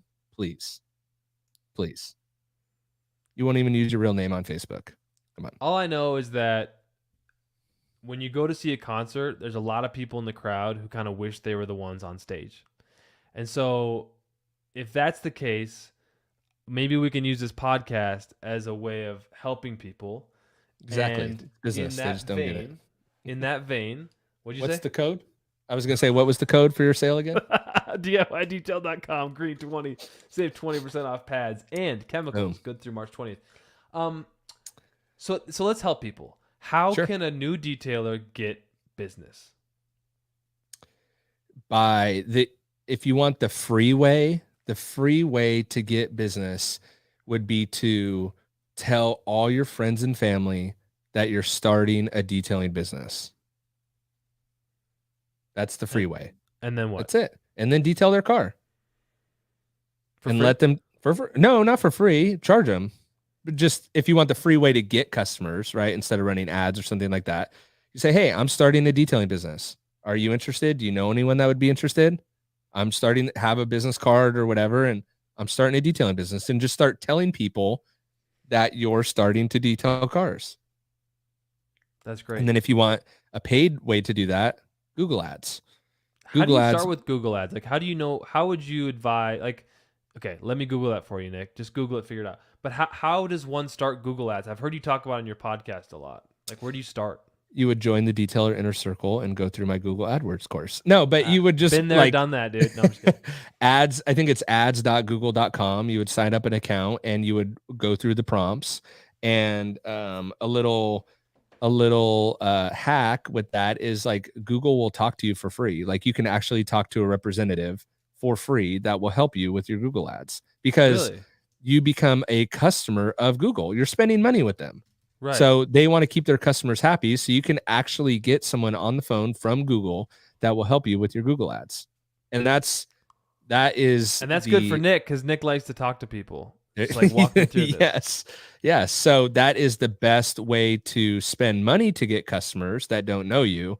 But if you're looking for a free way, friends and family, and that's how I started. It was friends and family, and my mom's friend worked at an office building, and that detailer that they had at that office building wasn't, stopped showing up. And so then I was able to get that. That was my first office building. And then they were in a office park. And so then I got the next building, and then I joined a networking group, BNI, Business Networking International. It sounds like a multi-level marketing thing, but it's not. It does sound like it. And when they make you listen to like the president of the thing, Yeah. and it's like you have to go to his like spiel. That's ridiculous. But BNI, you got to pay to play. It's business. You got to pay to play. $800 for a yearly membership. But every Wednesday we met in the basement of a local community bank or your police station or wherever you meet at a school, whatever. But the people that you meet in there, it's like you all give a 1-minute presentation every week. By the way, Franco says, boom, friends and fam. So I just wanted to highlight that. Comment in the comments below, guys, how you've gotten business when you just started out. We want to help other people here and see, hopefully, if we can help some people get business. But BNI was huge. It's just like everything, detailing is such an enticing mistress because like there's no money involved. I just like buy a bucket and some chemicals and I can detail. So BNI is like a substantial investment, and there's a lot of investments you can start to make when you're going to spend money. Sure. But I'm a fan of like, you tell them and then they tell their friends, and it worked out very well for me. Yep. Or where do you work? Like if you have a job, like for me, I worked at a restaurant, and I was like, well, who has money that works at a restaurant? I don't know, probably the managers. So like I went up to the managers one day and I was like, hey, I'm starting this detailing company. Like, does anyone want a car detail? And this one lady, the lady manager, she was my first paying customer outside my family, was like, I get my car detailed once a year. I'd rather just pay you to do it. I was like, boom, off to the races, detailed her car. Love that. I'm going to reveal a story. So I was, man, this is kind of scandal. I was double dipping. So I did a story when I was in TV news about a woman who had her car broken into. She like lived pretty close to me, and she had seen her on one of the local Facebook posts. I see what you're going with. Her grandmother's like prized wedding ring that was passed down through the generations. She left it in her cup holder, and someone broke into the vehicle and stole it. And so we did a story of like, hey, can you help her? She's very emotional. Like, it was my grandma's, and like, we had images of the shattered glass, and I just laid it on thick. I could do it that way. That's what you do. And I at the end, she's like, man, don't look inside my car. It's dirty right now. I'm like, I can clean it for you. She's like, what? I'm like, yeah, I'm actually like starting a professional detail business. Boom. Kind of thinking about it. I'm always pretty honest. I Sure. feel like I'm a very actually very honest. Like too honest. Emotions on my sleeve. Yeah, I'm like, well, I'm like really into detailing, and I really want to start this business, and like I definitely would love to start. She's like, I'll pay you, and so that's how it started for me. So you gotta keep your eyes and ears open. And it's like, I mean, a perfect example is like, if DIY Detail were to run ads right now, that would cost money. But it's talking about the promo on a podcast is free. You're just telling your friends. Same deal. Heck yeah. Speaking of friends, Jamie the Cleaner. What's up, Jamie the Cleaner? His podcast coming up later this evening. You're gonna want to stream that as well. All right. Boom. Jimbo, what is the most money you've spent on something in detailing that you're glad you did? Two things. I bought the VX 5000, right? I think that was like $1,000 or $1,100 or something like that. And then the second best thing I bought was That's a steamer, by the way. Steamer, yeah. I bought this completely over the top electric pressure washer. This like commercial grade electric pressure washer from a local detail supply shop. I think it was like $2,000 or something like that for just the motor. The thing's awesome. I love it. If you handed that to me and my electric or my gas pressure washer, I wouldn't be able to tell the difference. So those are two things that I think, worth the splurge. What was the last one again? I was reading some comments. It was like a $2,000 electric pressure washer. So how would you compare that to like the Kranzla, which we also sell on DIYdetail.com? Are those 20% off? No, they're probably not. And I'll tell you another brand where people can buy stuff. So I'm not trying to just be a plugging of, Matt Mormon, who I interviewed at SEMA, Obsessed Garage. He said, I've tried them all. I've tried all the pressure washers out there, the Active, the Comet, the whatever, better, GPM and different things that are spec'd out that beat the Kranzla. And he's like, I could have any pressure washer in the world. I choose the Kranzla. It's the best. Like despite all the specs and the things, Sure. it's just the best pressure washer in the world. So I don't know. I'm sure you've tried the Kranzla. How would you compare yours to that? I honestly equal. The Okay. problem is that mine is industrial looking, whereas the Kranzla is very sexy. Mine, Yeah. you wouldn't want it on a shelf. It's just overbuilt, super robust, and I got it because I'm like, it's industrial grade. I don't need a Kranzla, but I just want a workhorse. So, yeah. So speaking of having tried most things and a workhorse, I mean, a vacuum is a staple in everyone's detailing arsenal. Ryan Mulhern says, what about a wall mount vacuum for garage? I'm thinking about getting one. Real quick, Jimbo, before you answer, I feel like, and Matt was saying in Obsessed Garage, they're really diving into getting the vacuums right. Yeah. It's sort of I feel like there aren't many like uncharted territory in detail land. And I feel Totally. like there's plenty of perfectly good enough vacuums, but I haven't, maybe it's just not that sexy to have a cool vacuum, but like, Yeah. I think getting an amazing vacuum will save you time and labor in the long term. Oh, yeah. Like, what do you have to say about vacuums? Yeah, I mean, a vacuum, it's a tool that you need. You know, as far as wall mounted, I was going to say that of like, I think Matt's doing a deep dive into like wall mounted vacuums. That looks pretty cool.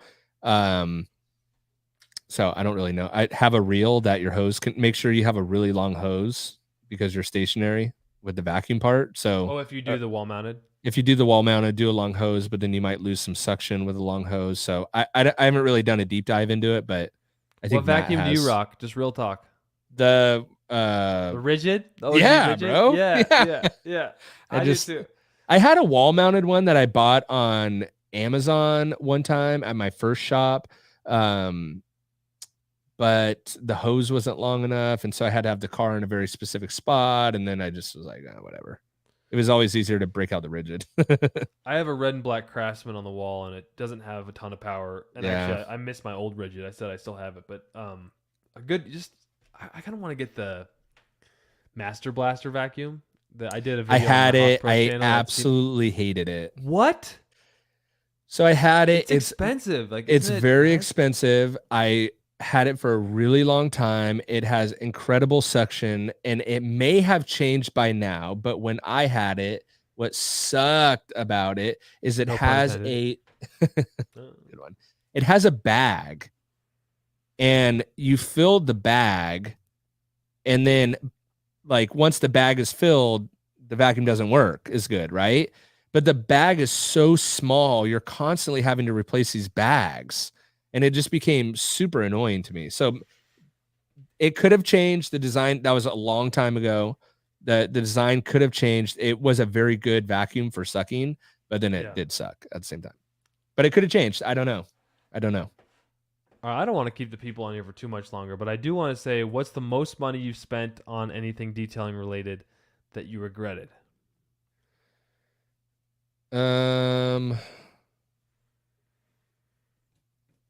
A hot water carpet extractor. What? You're talking to the carpet guy. I know. I just think that's weird, but that's one thing I'm like, I can say, listen, if anyone has a claim to fame on anything, like for me, it was carpet. That was just off Janitorial the World. cuff. So I know, but carpet janitorial world like had this stuff down, and everyone was just using degreasers and detailing, you know. Mm-hmm. Right. And anyway, so that was kind of my passion early on. But I remember that. What do you mean? You did? I just think a steamer is so much more versatile. I think you like if you have a steamer and a pressure washer, like you could pressure wash the mats, you know, and let them dry. Yeah, they're gonna be super wet, but I just feel like a steamer. If you had to, a lot of people like need to pick one or the other, like a steamer or an extractor, and I just feel like a steamer is so much more versatile than an extractor is. I feel like there's so many more use cases for a steamer than an extractor. So I just found myself, once I had the steamer, I just found myself like the extractor was just kind of collecting dust. See, I love the idea of a steamer, and I've had the VX5000 and the Vapor Chief as well. They're both great machines. I like the continuous fill with Vapor Chief, and I think Kevin's customer service is amazing. But I don't know if it's like a wintertime thing, because in Utah and in other areas where you get all the road salt, right? I feel like our interiors get pretty nasty, and there's just certain time. But I know you get nasty cars too. Like, yeah, when you get a nasty car with cloth seats, like, don't you feel like an extractor is necessary, or no? It depends. I guess it depends. If a car is that bad, chances are I don't really want to be doing it. But also, I found like sometimes a big mistake with an extractor, and maybe I'm wrong in this, but like you tend to put down too much water, and then once you put down too much water, it's just like you can get a false read on if the material is actually clean or not. It's just You like got a rapid dry with air movers, and it's a big yeah. thing. And then if you don't, then you worry about, especially if you're doing it in winter, then you're dealing about, with the mold smell. And so like it can just go kind of south really quick. And so not really quick, but like it can go south. And so, whereas I just feel like sometimes all that dirt and grime is just right on the surface and the steamer will just kind of bring it up. Or you have a drill brush, which has its limitations too. But like between a drill brush and a steamer, you can get a lot done. I would buy a VX5000 steamer for $1,100 first, and buy like a Bissell Spot Pro extractor for $150. Good call. Versus the Mighty Light, which is like $1,400. I don't know. Which is what I had. Yep. Yeah, and it's a great machine. Yep. Versus like buying like a cheaper steamer or whatever. But yeah, I don't know, man. Yeah, the Either McCullough way- steamer, don't waste your $150 on that. I was gonna say like there's cheaper steamers out there. I haven't tried the McCullough. Yeah, No it's. I mean, maybe because I had the VX5000 from the get, but like when I tried the McCullough, I was just like, eh. Like, I mean, there's a big price difference, but there's also a lot of usage difference too. You just don't have the power behind the steam with the McCullough, and you got this big funky handle. I don't know. Jamie my the Cleaner opinion. says steaming ain't easy. It's not, but you can do a lot with it. You know what's not easy is being Jamie the Cleaner. That guy is all over it. Follow him on TikTok. He's got a podcast coming up later this evening. Boom. So Jimbo, we're gonna go to Chicago in April, aren't we? Let's do it. Yep. Next month. What are we doing there? We're going to be with Jason. I'm actually really excited in the Car Supplies Warehouse team, or Chicago Auto Pros team. And there's going to be brands and creators, and it's a creator summit, which I think is just a phenomenal idea. Before? Like, I don't know. Turtle Wax did an influencer event right before COVID in Scottsdale, Arizona, which was phenomenal, to launch their ceramic line. That was super fun. And I think, my opinion is that the events like this are going to become more important than SEMA. Explain. I think, look, it's like a random weekend in April, nothing else going on, no other big shows. You're bringing a bunch of influencers together, a bunch of brands together. There's going to be a bunch of buzz. It's going to overtake the industry for a while, right? With all the content that's going to be released, and it'll just sort of be pumped out over the next weeks and months, probably. Pumped out, and it's going to be all about Car Supplies Warehouse and Chicago Auto Pros and all the brands that are there and all the content creators that are there, and you're going to get this flood of content out that's has nothing competing with it, right? So SEMA, you're competing with all the other noise of all the other industries, and it's easy to just be glossed over of like, oh, I went to SEMA. Like, oh, we're at SEMA, and that content too isn't always evergreen either. It's like, oh, we're at SEMA 2021. Like, who's watching that in 2023? No, I've got a video that I never pumped out. I got a couple of them. One of them was like, is this the best paint gun for ceramic coating application? Because like you could use a paint gun to apply coatings. Totally. Yeah. And I was thinking about it for rim faces, and I talked to my buddy Jamie in Salt Lake, who runs a big shop, and he's like, yeah, that's the paint gun we use if we're going to spray coatings, but sure, I never got around to it, and I don't think it's evergreen 2 years later. You know what I mean? Maybe. I post it. Why sit on old content? Why not? Yeah, why not? Yep. Might make me $5 in YouTube ad revenue. If it blows up, baby. Blows Ray up. says, Chicago, my hometown. I always go to their CSW, Car Supplies Warehouse, indoor wash bays all the time. There you go. Amazing facility. Yeah, we talked to Jason on the podcast last week. He's a great dude. Yeah, busy guy. Busy guy. Only way to get on his calendar was Google Calendar, like invites. I was like, man, you're a busy guy. But when you look at all that he's doing, it's like, oh my gosh, how do you keep it all straight? You're an organized human. Yep. But it sounds like the bays are already killing it. Like Ray says he loves it. So I'm excited to see it. I haven't been out there. Austin 2323 says, I wish I had wash bays like that. Hey Ray, next time you go out, buy some DIY detailing credible suds. Have fun with it. All right, let's do like a final question here. Sure. If you could do it again, would you change anything? And if so, what?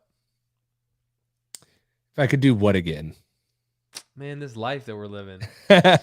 No, I actually had a conversation with someone earlier today too, because it was based on a previous conversation that we had with a third person. And that third person made a comment of like, man, I think I discovered this place. They were talking about a specific location.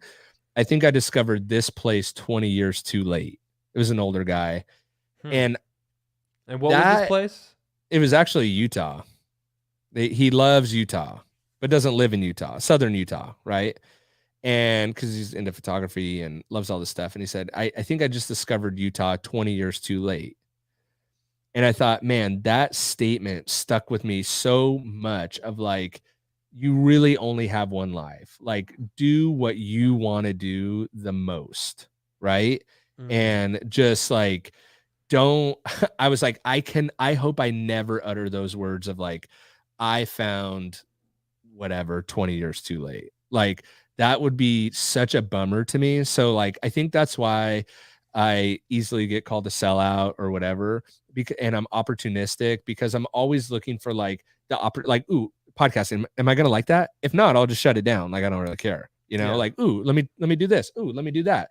Because I'm like, I never want that feeling of like, should have done that, Well, Ron Aoti's saying, Ron, if I mispronounce your last name, let me know.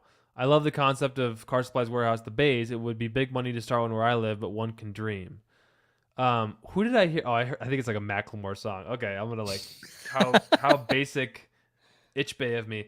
But he's like, no one ever like regrets something like that they didn't buy on their deathbed. Right? Sure, like, right. Like, I should have bought that. Maybe like it was a line in a song. I don't know. No, it's like, but it's like the Jimbo Daily thing, right? Like, yeah, nothing really came of it, but like, I tried it. And the last thing I'd want is like, oh, remember when I was going to maybe start that like one thing and then I didn't, and like, should have.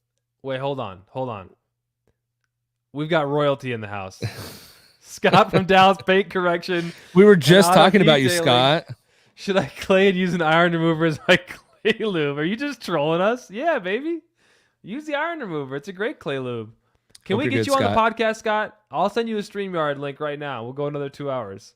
Tried to get you on my podcast. We're talking about it, Scott. Scott's moving into distribution in Mexico. He's doing big things. Scott, someone else said they love your coatings as well on the stream. So Ray says definitely going to get some DIY products once I run on my current products. Don't forget to use the code, Ray. You should do it before the 20th so you could save 20%. Wait, what are you talking about? Yes, the St. Patrick's Day sale. Don't worry, you need a code, but it'll pop up. 20% off, baby. Pads and chemicals. Yeah, it's like asking the question like, do you regret something is a very difficult one because it's like, if I could do it right now, would I do it differently? Hypothetically, yes. But like it all led me to here. Now, is here where you want to be? I don't know, but it's where we're at. I don't know. I feel like hopefully you learn from these things and so you don't regret Jimbo Daily. Oh no. I would have regretted it. Try it. Yeah, I never regret trying something, and if it doesn't work, it doesn't work. I mean, it's like at least you tried it, And I don't really have shame in that game, It's like whatever. Speaking of the game, Scott from Dallas Paint Correction wants you to get back on Ammo NYC versus Chemical Guys. I had a good. So I had. What was the result of that? Sorry, they're both terrible. But I had Scott on my podcast. He came to my house. That was 2018-ish. And I said, I really want to do YouTube. And he said, man, you got to get controversial. Like if you want to be good on YouTube, you got to get controversial. And I thought, man, I've been thinking about this video of like ammo and, I think I should do it. And he's like, you should do it. You should do it. And so that was one of my first, Franco said Jimbo Nightly on OnlyFans. I haven't put it past me. Shut up. Shut up. If you see an ad on my podcast for OnlyFans, times have gotten tough, but man, they're making big money. I mean, so my thought on the Ammo NYC stuff is like, look, I shifted my thought on it from, it's not durable, right? But some people want to support the creator. And I'm a big fan of supporting the creator behind the products, right? So like, Yep. Is ammo or chemical guys the best products you can get? No. DIY is better, especially if you use a code, right? But do you like St. Patrick's Day? if you like Larry, you should buy Larry's products to support him so he can continue to do what he does. And he'll take a photo with you at SEMA too. And even if you won't talk to me at SEMA, like he'll probably take a photo with you. Tried to get an interview with him. Seems like a personal problem. He but big like, time me. No, like if you want to support the creator, because that's what I would want someone to do for me. But like, no, are there better products? Yeah. Yes. Jamie the cleaner says he's starting an Only Foam next month. Only Foam. Did you get it? Instead of OnlyFans. Good one. And then Dallas Paint Correction Auto Detailing says DIY rinses blows away absolute. Hey, I didn't say it. Thank you, Scott. The banner on the podcast says, should Scott from Dallas Paint Correction come on the podcast? So folks, please comment. Even if it's not on the live stream, comment if you're watching this later. Do I have the bragging rights that Scott Bly is the auto detailing podcast is the only podcast Scott has been on? I think you do, man. Honestly, what's new about this podcast? So Ivan's traveling a lot, so I'm sort of taking the lead on it. Mm-hmm. It's harder to get guests, and Jamie the cleaner knows all about this. It's hard. I didn't understand it. It's harder to get guests than I thought. Like people, and that's 9 years later. When I was doing it, people were like, "A podcast? Why would I want to come on a podcast?" Really? What is that? Oh my gosh, it was so difficult. It was so difficult to get people to come on a podcast. Why? They just did not. Now they didn't get cool and they're beneficial and they didn't get it. They're like, why would I do that? The ecosystem of our lives. Yeah, why would I do that? I feel like if you listen to a podcast back in the day, you were like, oh, like, do you get organic groceries too and do yoga? Like, who are you like consuming information like some elite? Gosh. Like, I don't know. That happened to me. I got flown out somewhere last month because a brand didn't like the video I put out on them, so they wanted to have a chat. They flew you out? Is that your like private jet life now or what? No, it was commercial flight. Anyway, no, I wish. I joked with them when I was there that I was bummed they didn't send their private jet after I saw how much money they were making. No, just kidding. But it was funny because they were like, "Hey, we know you're from California. Like, we're gonna get lunch. Like, do you eat meat?" And I was like, "What? Wait, like, where are they? What? Oh, no, you can't tell me where they're at. Okay, yeah." And they're like, "Well, we know you're from California, and so like we weren't sure." Like, I'm like, "Dude, my name's Jimbo. Like, I eat meat. I'm not like some granola person that you think." Beard?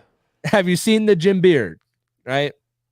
So that was funny, but no, that doesn't happen too often where I get flown out. But it's fun. I hope they weren't upset about the video you did with our product. Nope, wasn't you. Ford F4NN says, "Is DIY rinseless really that good as the videos?" I would just try it, man. There's a lot of great products out there. If you want to trust, like I said, trust the source. If you want to support us, this is our passion. We are. I think you could try it for 20% less now.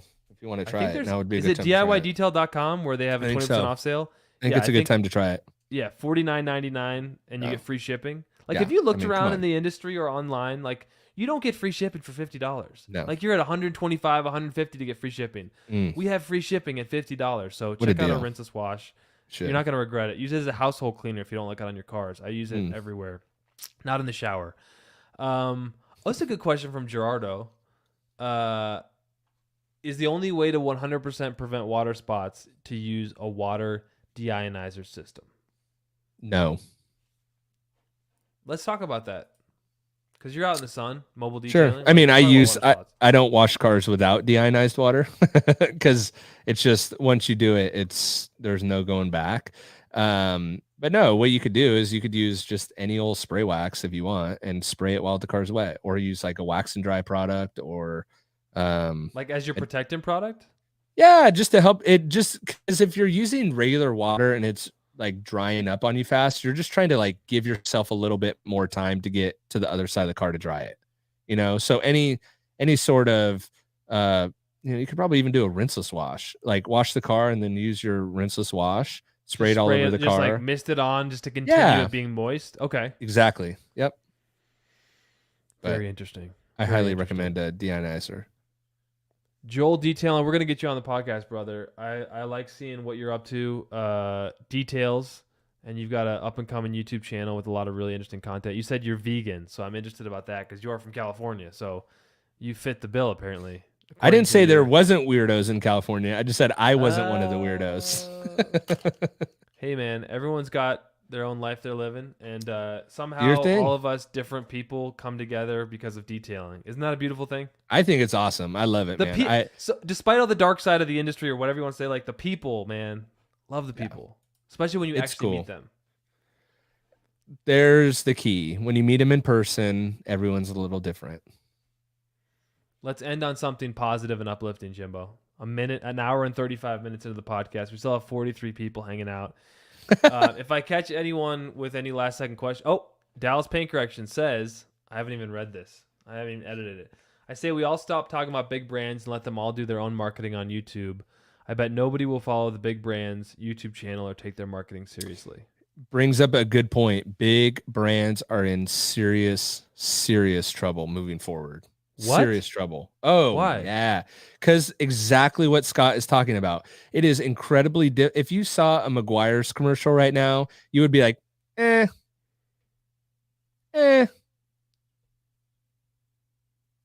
It's why? like, because it's just it's shifting, and it's like the market is just shifting to more. I mean, I think you guys are seeing it with your brand, and Scott's seeing it with his brand. Like, people are trying to search out, one, they want to support people they like. They have a connection with it, right? Just like you mentioned earlier, like, there's no connection to Tide. There's no personal connection. Right. So then what do? What do those big brands do? They always market on price. Like, oh, we're cheaper. Or you get, 36 rolls of toilet paper instead of the leading 24 for $10 less, because there's nothing behind it. But people are looking to connect with brands that there's actual people behind. So then that puts these big brands, or these legacy brands, as I call them, in real trouble because they don't have a face behind it. They're just a brand that's been around forever. And I wondered if that was their superpower, right? That it was their superpower. A Barry Maguire, like, most people don't know who Barry Maguire is, and yet, like, it was their superpower. We're trying to grow on Ivan and Nick, right? Like, we're the two faces. Like, get to know us. We're going to do a bunch of videos. We're going to educate you, right? We're going to lead with the free education and hope that maybe you'll buy our product. That's what people want. Yeah, but I'm like, I think that's hopefully what people want. But then I look at the big brands and, like, there's no face behind Turtle Wax or Maguire's, and they're successful, right? But I don't know all these trends you're talking about behind the scenes. Well, I don't think they're necessarily behind the scenes. I think it's evident with, how quickly you guys have grown your TikTok account. And, I think people are looking to connect with brands and support brands that they feel good about supporting. We've seen the movements to being eco-friendly, and that was successful because people feel good. Like, hey, if I drink out of a metal water bottle, and then it's cool, and Yeti makes it cool, I'm not going to buy a water bottle. I'm going to buy a Yeti because I'm virtue signaling that I'm cool and eco-friendly. Is that a Yeti? That it is. Of course it is. It's not as cool as this one, though. Look at this bad boy. Oh, your internet's taking a hit. Oh no! Look at that big guy. Woo! What? It's really hard to drink. I'm like, anyway. Can we screenshot that? Yeah, that'll be the thumbnail. I'm just giving you tons of opportunities here, Nick, to take advantage of me. And we'll use that as the opening quote, okay, for the video. So when did you grow the beard, by the way? But people probably want to know it's been like a couple months. It's been like a couple months. I trim it, and I don't know. I don't know if I like it. My wife wanted me to grow it, and so I did it, and then I was like, it's okay. I like it. I don't know how I feel about it. I've never seen you with a beard before. I kind of like babyface Jimbo. It's because it's like day to day for me. Okay, babyface is not a bad thing when you're getting close to 40. I've decided.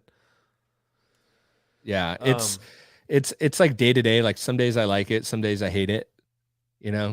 So just do you, baby. I'm just do doing you. me. But I kind Franco of feel said- like, man, what if I'm like James Harden, you know, like the beard? It's like he didn't have a beard, and then the beard became his whole identity. And now he's known as the beard. And I'm like, what if that's an opportunity that I haven't even tried? You should talk to Jason Otterness about that because he had the beard and then he let it go. I think he needs to bring it back. I saw him and I'm like, I don't know, man. Honestly, I don't know. I'm gonna give you a couple. I like Jason better with the beard. I think I like you better without the beard. But that's coming from a guy who grew this weird, creepy mustache, and is kind of growing a mullet. I like it though. It works. You like the mullet? Okay. Well, I You like the mustache. I like the mustache. I didn't know about the mullet. I mean, I'm into it. Why not? I feel like the kids are doing it. You know, I have to be on TV with a shirt and tie doing the news. I'm like, let me grow a mullet. There you go. Franco says the not your father's brand generation. Yeah, so I think people do want to support. But you hope that these brands are good, right? And so that's what we tried to make sure with DIY is like we got the unique chemistry, we got the chemist. Like these have to be unique formulations, not reblended, and we want them to be really good. And people are digging, especially ceramic gloss, like we've been talking about. Scott, Dallas Paint Correction, loves our rinseless. See, but you brought up a good point. But you got people in because they like you or they like Ivan, and they're like, you know what? I'll put my toe in the water. They're running a St. Patty's Day sale for 20% off. I'm going to try the rinseless, right? Wait, hold on. What? One more time. What was that? Let me just. I think you're running a 20% off sale. I'm trying to be a sellout. So like, you know, right? They tip their toe in the water. Hey, I've been watching Nick for a long time. I've been watching Ivan for a long time. Like, okay, this is their brand. Interesting. Like, I'll put my toe in the water. I'll try it. Right. Sure. And you get them into the fold because they want to resonate with the brand. They want to support people that they like. So they put their toe in the water. If your product sucked, they wouldn't buy it again. And then you'd be out of business. Right. Right. You have to have the right. Your product has to be really good. Your product has to be good and the people have to like it, which is what a lot of the F11s and Torque Detail and Last Code and a lot of these brands forgot is they knew how to market and they didn't know how to find a good product to put in their bottle. But didn't you say that like in one of your videos you were kind of surprised by one of the brands you just mentioned? Shine Armor, for some reason changed their formulation and was a lot better, but originally Shine Armor was garbage, you know. But it's if you can create that combination, I think that's a lethal combination going forward. And I think you, Scott, these smaller brands are seeing it. Brian with Apex with his blue collar line, like you're starting to see, and all these like littler brands are nipping at the heels of these bigger brands and taking market share. So, you know, it's going to take a long time and it may never happen. And legacy brands have a stronghold on retail, which is super profitable. And, you know, they have the legacy name, so they got to figure that out. But, you know. Did you watch the And One story though? Where dude, like And One nipped at the heels of Nike and then Nike just crushed them at the end. Well, but see where And One messed up was they weren't paying the people that were actually running the brand. They weren't paying the professor. Take care of their people. They didn't take care of their people. Do you think that was the fatal flaw? Like if they take care of their people? Absolutely. And I think that's what that documentary showed is like they didn't take care of the people that were making their brand cool. And the people were finally like the professor or Hot Sauce. Man, I loved Hot Sauce. That was my dude, you know. And they didn't take care of them, but it was people came for Hot Sauce. Yeah. My internet bad? No, Skip to My Lou was another one, right? Oh, Skip to My Lou. It's like, but Skip to My Lou, the professor. Remember the guy on the mic that would always be like, the professor, here he comes. I don't think I followed it like you did. I followed it. I was in it. I loved it. Had the shoes, had the t-shirt, like watched the mixtapes, like loved it. But And One, the brand forgot to take care of the people that were actually making the brand go. And talk about like that guerrilla marketing before social media, right? Like you put out a ton of content. Hopefully you build like some buzz around that. The people mixtapes start to like get attached, you know, emotionally, or like they feel like connection to the people behind it. They had the mixtapes, and then they did this tour, and it's like, man. But that was their blue ocean. So sad. That was their blue ocean. Was their mixtapes. It was resonating with culture, right? They intertwined culture and basketball and made it cool. And then they had these crazy shows. And then they had the mixtape to branch out even further. And then it was like people were getting hyped. And it was like, dude, I want to do that. Like Nike wasn't doing that. Adidas wasn't doing that. Under Armour wasn't doing that. And one was doing that. Joel Detailing says and one mixtapes. Larry Fired Singleton says I loved and one stuff. Yep. Dude, Joel, were you a skater back in the day? I get like some skater vibes from you. Like, anyone ever get the CCS catalogs and like, didn't they have like the? I had CCS old catalogs videos, too. like, Yep. 402 or 420. What were those like? Those videos they made? Yes. Was it 420 or was it 402? Wait, Was it 411? old skater? I don't know. Tapes, 420, 402. By the way, and one had a great name too. But Under Armour also did that and nipped at the heels of Nike. Not with mixtapes and stuff, but I think they did it through like apparel, maybe like innovative apparel. But so did Lululemon. I mean, have you read the Under story Armour about squander their opportunity? Oh, it was 411. 411 VM. Dang, that was a good recall. I got that right. That's crazy. Yeah. But I thought I heard Gary Vee was talking about how Under Armour missed a huge opportunity going after big brands and they've sort of receded. I remember. I don't Something remember around their marketing exactly what it strategy. Or was. they got too comfortable or they didn't double down on influence. I don't know.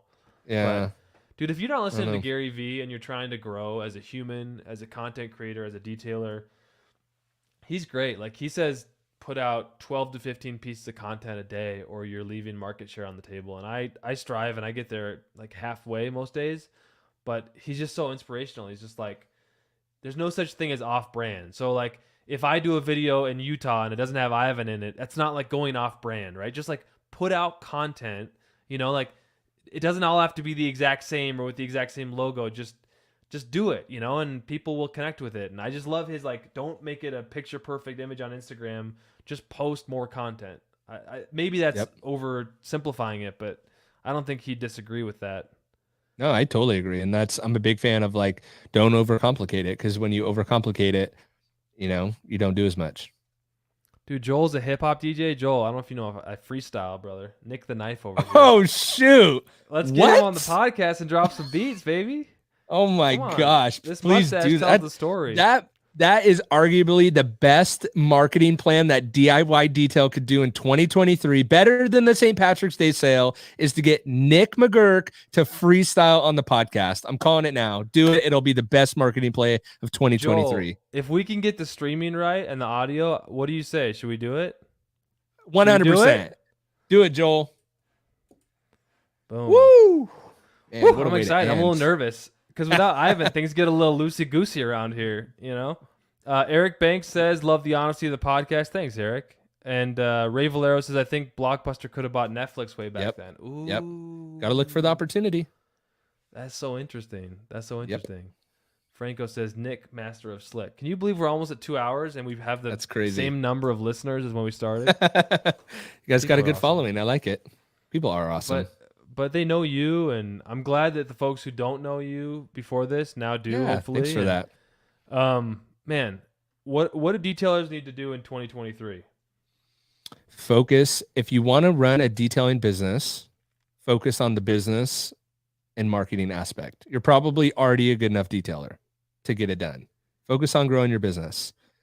If you just like detailing for fun, then you need more product, and you should take advantage of the sale. And if you don't know what the sale is, there's going to be a banner right at the bottom of the screen. St. Patrick's sale, 20% off on DIYdetail.com, good through March 20th. Jimbo, you're pretty good at this, bro. And Austin, you're asking the wrong question. The question is not quick beads or ceramic gloss. It is both. It is not or. And honestly, like do you want me to give you the company line or do you want me to give you the honest line? Yeah. No, seriously. Just wait till everyone is like, oh, wow, he had an affiliate code? That's weird. No wonder he was pumping it. Do you have an affiliate That's code? a lie. No, I don't. That's a lie. I'm joking. I'll bet you could use the affiliate code and the 20% off. I don't think we have any restrictions. And I'm just a huge fan. I'm just a huge fan of supporting brands, supporting people that you just like, because it's gas in the engine. If you like Nick, you like Ivan, support the brand. If you like McGuire, support the brand. You like Chemical Guys, like support the brand. Put the gas in the tank, My guy Kirby says, Nick, is quick bead sensitive to hard water? I think any product can be sensitive to hard water and direct sunlight. So one method that we like to demonstrate to people with quick beads is like, here's your pressure washer gun and like, here's the stream of water, and you spray quick beads directly into that stream of water. So if you have like the short handle gun, it's helpful. If you have the long one, it's harder. But let's say you've washed the car, the paint is still wet. What I like to do is a really quick and easy way to just add real slickness and beading to the paint is just like, here's the stream. As you're spraying it on the paint, just spray the quick beads right into the stream, and then you just work it from the bottom all the way to the top of the panel, and then it'll just flush it down until you do that without the white frothiness showing up. And it's a great way to protect your paint. It's super quick. I find myself using ceramic gloss more than quick beads. And what I like about ceramic gloss is you have so much control. Like, I like the idea of the spray and wipe. Like, people love quick beads, and I think you should definitely try it. And there's a lot of pros who like it too because it's quick. But with ceramic gloss, Jimbo, and you can comment on this too, is like, if I'm working one panel at a time, I can spray it, I can see where I've sprayed it, and I can kind of wipe it in.